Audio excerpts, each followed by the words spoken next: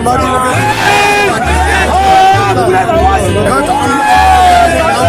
या निर्णयाच्या विरोधामध्ये काँग्रेस जोपर्यंत शेतकरी विरोधी निर्णय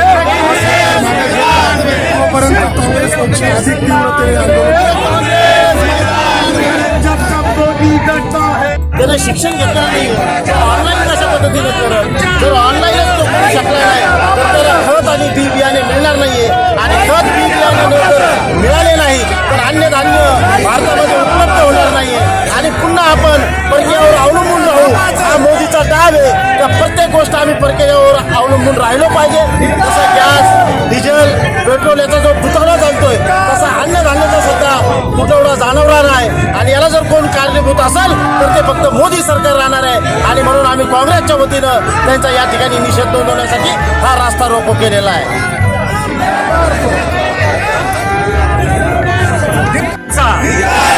कर्जमाफी न देणाऱ्या सरकारचा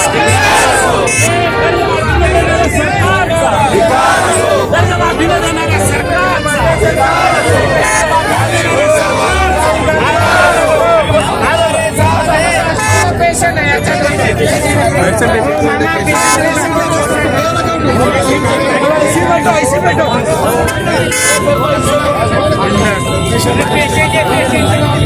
पेशंट चेक करा अगोदर पेशंट आहे का पेशंट चेक करा आहे का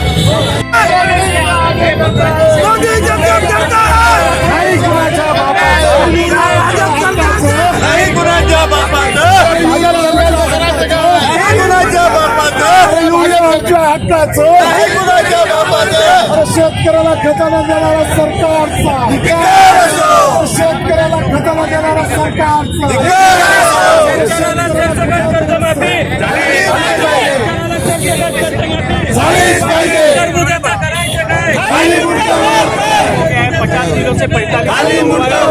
से 2014 से सारी बातें वैसी कम कर दिया है. खत की कीमत जो है 700 रुपए से 1700 रुपए कर दी है.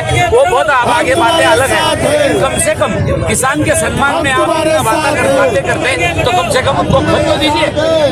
शुक्रिया. आज काँग्रेस शेतकऱ्यांसाठी रस्त्यावर आहे कारण या सरकारने नेहमीच शेतकऱ्यांना पीडित धरले. पेरणीपासून तर त्याच्या पिकाच्या हवापर्यंत नेहमी शेतकऱ्याला संघर्ष करावा लागतो. आता पेरणीचे दिवस आले युरियाची ऑनलाईन नोंदणी केली आहे. शेतकरी त्याचे काम सोडून ऑनलाईन नोंदणीसाठी येतो. 2 दिवस मिळतात आणि परत जेव्हा तो खरेदीसाठी येतो तर यांचं सर्व्हर डाऊन होतं. मग शेतकऱ्यांनी त्याच्या शेतातले कामं करायचे फक्त युरियासाठी तिथे जायचं. आम्हाला सरकारला एवढे म्हणायचं आहे की शेतकऱ्यांना युरिया मिळाला पाहिजे कारण पेरणीपासून तर शेतकऱ्यांना उत्पादन होणाऱ्या त्याच्या मालापर्यंत त्याला भाव मिळाला पाहिजे. शेतकरी जगला तर देश जगेल एवढं सरकारने ध्यानात ठेवावं आणि आज आम्ही रस्त्यावर उतरलोय. उद्या जर शेतकऱ्याला त्याच्या प्रत्येक गोष्टीत सहकार्य नाही मिळालं त्याची कर्जमाफी नाही झाली तर काँग्रेस हा कोणत्याही सत्तेत असलेल्या पक्षाच्या नेत्यांना रस्त्यावर फिरू देणार नाही. पानकडे प्रदेश बीजेपी सरकार शेतकऱ्याचं दुश्मन आहे. कपाशीला भाव नाही, सोयाबीनला भाव नाही, कांद्याला भाव नाही. शेतकरी खूप त्रस्त आहे. शेतकऱ्यांच्या मुलांना त्यांनी खूप त्रास दिलेला आहे. परीक्षेचा पण घोटाळा केलेला आहे. आता शेतकऱ्यांच्या जनतेच्या सगळ्या लक्षात आलेलं आहे की मोदी हा बदमाश आहे. मोदी हा शेतकऱ्याचा दुश्मन आहे. शेतकरी जागृत झालेला आहे. खताचे भाव कमी करायला पाहिजे, मालाला भाव द्यायला पाहिजे.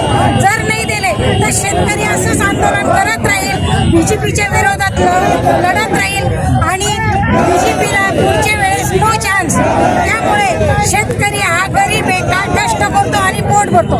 शेतकरी आता खूप दुष्काळग्रस्त झालेला आहे. त्यामुळे शेतकऱ्यांना खूप त्रास झालेला आहे या बीजेपीचा.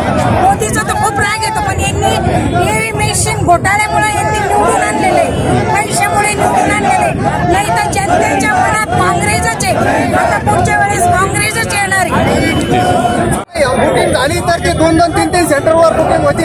एका ठिकाणी युरिया भेटतो तर दुसऱ्या ठिकाणी DAP तर तिसऱ्या ठिकाणी 10-26-26.